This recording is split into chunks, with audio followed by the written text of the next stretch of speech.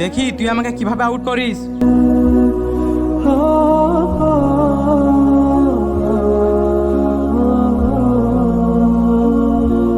আরে আবার চলে এসছে ইমাম সাহেব, তোমরা সব পালিয়ে যাও, আমি এর কাছ থেকে বল নিয়ে আসছি। আমাদের গ্রামে জামাত এসেছে, তোমরা কি আমার সাথে যাবে? হ্যাঁ আমি যাবার জন্য রাজি আছি, কিন্তু একটা শর্তে, আমাকে ক্রিকেট ম্যাচে হারাতে হবে তোমাদেরকে।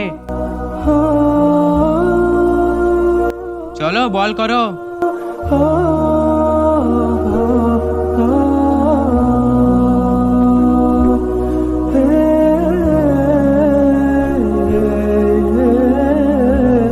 এ আল্লাহ তুমি বাঁচিলাও, আমার ইজ্জত এখন তোমার হাতে।